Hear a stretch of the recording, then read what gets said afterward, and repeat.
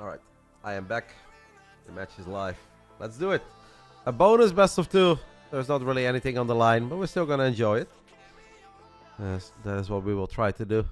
Obviously, Trigger is going to do his best to at least get a win on the board. It's nice. A little bit of momentum that we can carry into the playoffs. That doesn't hurt. Bottom left side of Solaris. We are looking at the main base of Basilisk Trigger, our Canadian stud muffin. In the top right side, I would honestly say the strongest player of the Africa Freecs at the moment. It is the Korean Terran. That's been a bit of a mystery over the last few years, but he's still damn good. It is KeeN. We don't get to see KeeN a whole lot, but when we do see KeeN, it's pretty damn good. Not too long ago, he 2-0'd Firefly, and a lot of people talk a very big game about Firefly, and I would say I'm one of them.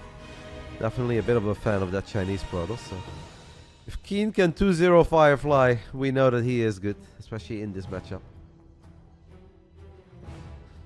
He has played a decent amount of time over the regular season.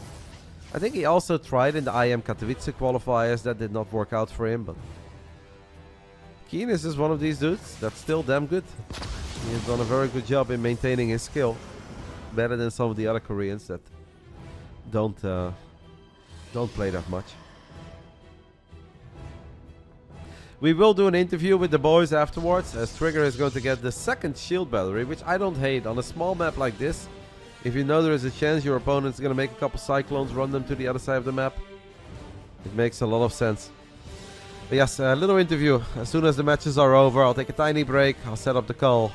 And if you guys have any questions for our boys, stick around and feel free to post them in the chat. Also, I hope you guys are loving my final jersey today. Every other playday ever of WTL Codas, I always wear a Basilisk shirt. But I think that this final jersey is as close to a Basilisk shirt as we can get, as it has the exact Basilisk colors, which I really love. That's why I had to pick it up. Normally I only buy one jersey a year, but when I saw them release this one, I was like, man, gotta get that. Reynor and Basilisk in one jersey, hell yeah, let's go. Trigger and Serral was staying at the hotel I was at in Atlanta. You mean the Westin Plaza? Because I was there too, mate. You must have seen me there. It was hard to miss me. I was in the bar. Trigger is on the other side of the map with a couple of stalkers. Kills one of the cyclones very quickly. This is a great start for Trigger, guys. To already be here. Nice micro by KeeN there as he picks up his cyclone. But picking off one cyclone on the other side of the map is fantastic. Because now Trigger is buying time for himself. Blink is going to come online. And that's going to make his life a lot easier. Yeah, I was also at the hotel. I was there every single day since Wednesday. We even had a little meet and greet with some of the folks from Stormgate over at the Westin Plaza, which was very cool.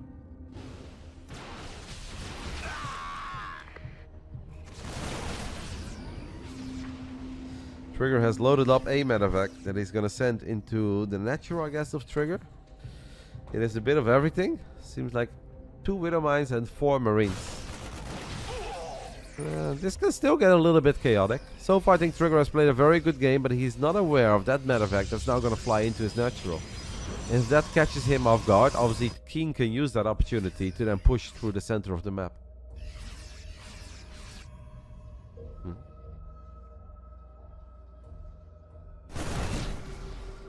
KeeN threw down a scan as he picked off the observer of Trigger and is waiting with his medevac in the top left.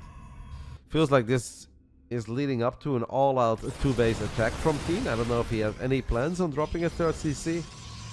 SCV pools can be terrifying in this matchup, but if Trigger has a shield battery and a Colossus, I don't think it really makes a lot of sense to pull SCVs. Because SCVs just die very quickly.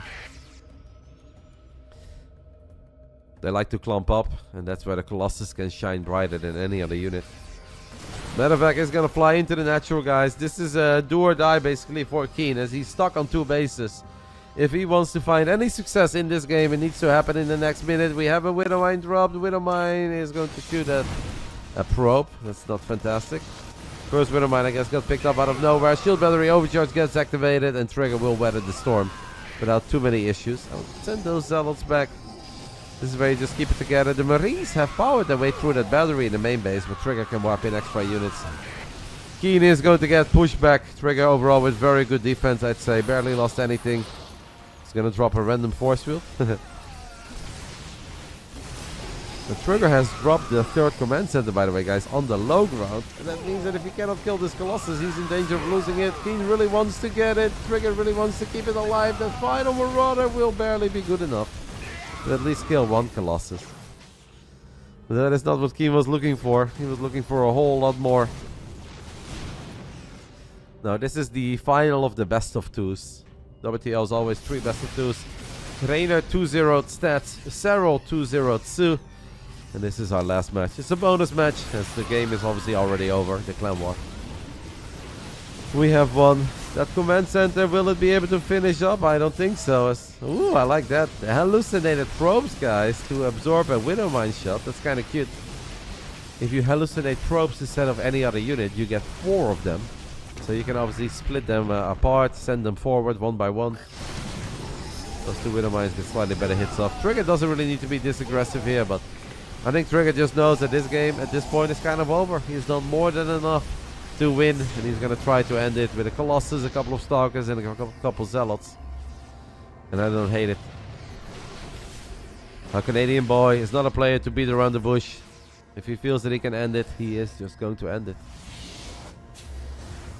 Without a way to reinforce, it can be a little bit hard to stick around for a long time, but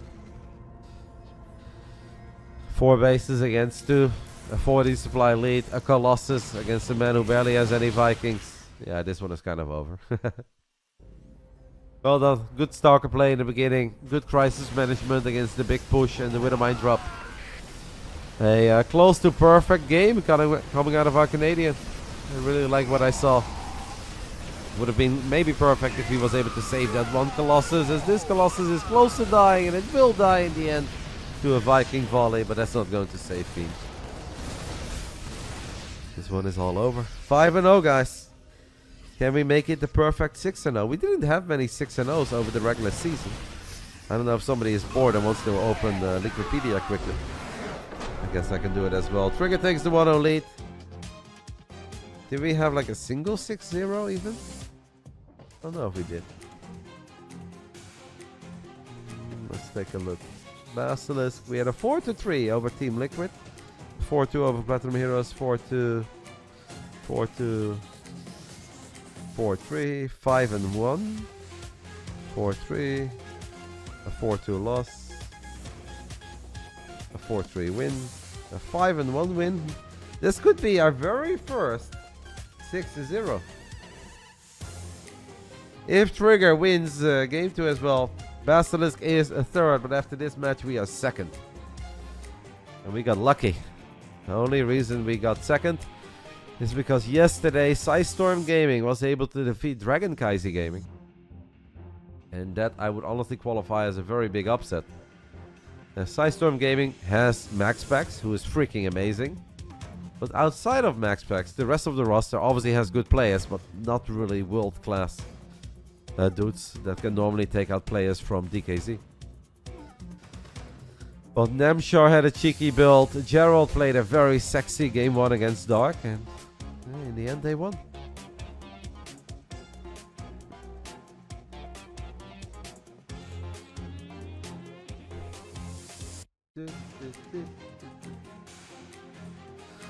So one more game and then we're going to do a little interview. And after the interview, I will wrap it up. I am not casting the second match today for 2 reasons. 1, as you guys can hear, I am not feeling all that hot. And 2, I really need to do some Christmas shopping. I need to make sure that I have at least something for my mom, my dad, my grandpa. I'm not buying anything for my brother because he exploits me enough.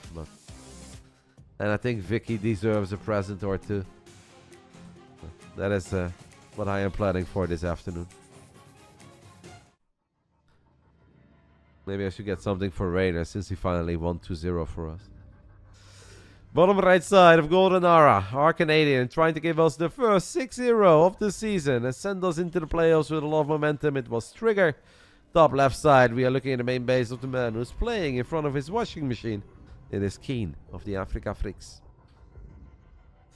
Will it be a 6-0 or is it going to be a 5-1? Congratulations card.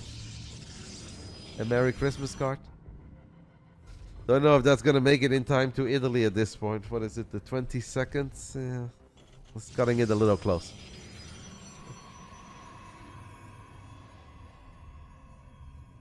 Thank you, by the way, to O'Neill Alex for the 4 months with Tier 1. I appreciate it, matey. Happy holidays. And obviously, before that we had Ivy with the 37 months Tier 3. But I think I already gave Ivy some love. January 5, 6, and 7. That's when the playoffs will take place. So put it in your agenda, because I think those days are going to be awesome. Friday, Saturday, and Sunday. All 3 of the days should be fantastic. Thank you to Whoop for the 1-year anniversary with Prime. As it seems that Trigger might be up to no good with that proxy. Well, I don't know if we're going to proxy anything. Could go for a proxy gateway. Good workout. Our Korean apartments that small that the living room is merged with the kitchen. Well, I think it goes for almost every single apartment around the world. That some of them are going to be small, some of them are going to be big. If you want to live in Seoul, most of the apartments are going to be rather small. Unless you've got a very big budget and you want to live like a king. Yeah, Seoul is not cheap.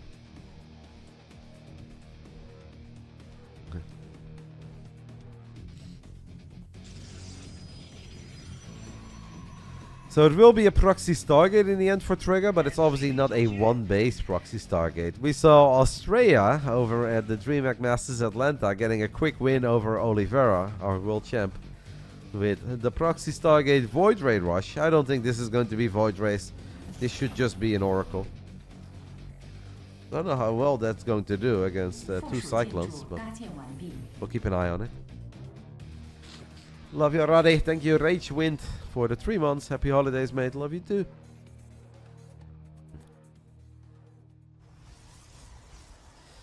Fun little Friday stream. I'm happy to see that the boys showed up and we're ready to play some high-level video games. After this, the year is almost done for them. For Serral, it is completely done. I don't think that Jonah is going to play a single game until the new year starts. He can just enjoy his holiday. I think Trigger and Reynor will definitely try their luck in the Master Colosseum qualifiers. Those will be played over the next 5 days. There are 4 qualifiers, but only the winner of every single qualifier makes it into the main tournament. Masters Colosseum is a big online tournament that's also organized by the folks from WTL, as he has not gone for Cyclones, by the way. He has gone for Widow Mines. So that means, like, sure, the Hellions can do something, but the first 2 Widow Mines are terribly out of position. And Widow Mine number 3 and 4, well, that's going to be rather obvious. So, okay, the Hellion killed 4 probes, that's pretty good. But losing 8 SCVs and seeing all of your SCVs not mine in the main, that's got to feel a lot less good.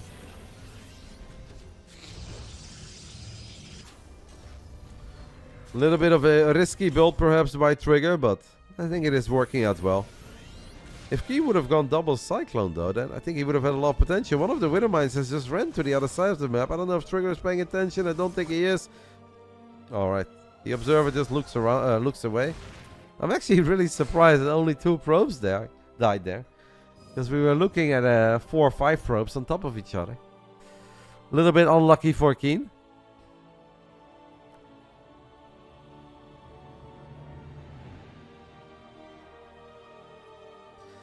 Trigger feels confident enough that he can go up to 3 bases here, which, yeah, I wholeheartedly agree with. He's done a lot of economic damage. He knows what his opponent is up to. One of the Oracles is going to take some damage, but seems unlikely that KeeN is going to run to the other side of the map anytime soon. Maybe with 1 tank and 1 Viking, but I think that Trigger can just make a bunch of Stalkers and should be okay against that. There is more Starcraft 2 today, by the way. There is a second match in WTL Code S that you guys can enjoy over at, I think, the Cranky Ducklings and maybe somebody else. Whitey is also running another day of the TOMC contest, and that's a lot of fun to watch. But as I said, I just want to do a little interview with the team after this clan war, and then I will call it a day for myself. You doubt Reynor would like to attend Masters Colosseum? Well, you doubt wrong, mate, because I talked to Reynor about it. And I told him that it is not going to be easy, but it might be worth for him to consider and see if he wants to qualify. And then Reynor responded to me, "Do you really think that I can't make it if I'm doing my best?" And I said, "Reynor, do you want an honest answer?" And he's like, "Yes." I was like, "I don't think you have a chance, mate." No, well, I didn't say that, but that first part of the interaction was true. It's not going to be easy, but I think Reynor is considering it, and I think Reynor will sign up definitely for the European qualifier. Masters Coliseum is a very big tourney though, mate. First place is $17,000. That's even more than DreamHack Masters Atlanta was.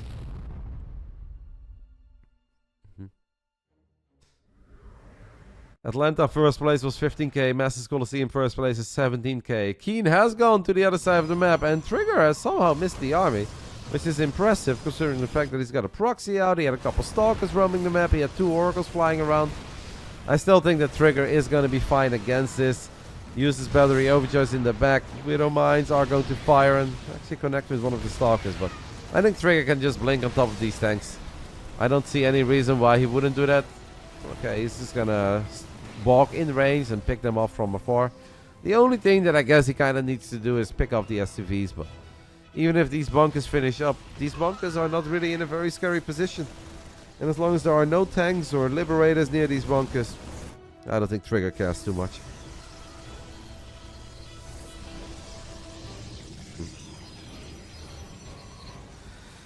It is not a Liberator, by the way. It's a Viking that's going to fly into the main. I do think we have one Liberator out. I don't really know where it is, but KeeN is in serious trouble. The man has no stim, no combat shield, no bio upgrades. And Trigger is now running to the other side of the map. He's going to get into the natural right before that second tank can siege up. So that is the third tank that has died on the side of KeeN. Yeah, the push is over. We have a couple of bunkers that apparently will not get attacked. Will also not get salvaged. KeeN is like, "Alright, thank you, Trigger." Trigger's like, "It's the holiday season, mate. Here, have a bonus. Salvage them. I hope you spend the 150 minerals well.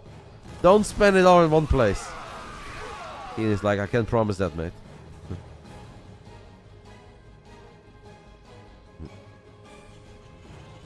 And the Immortal thought about it.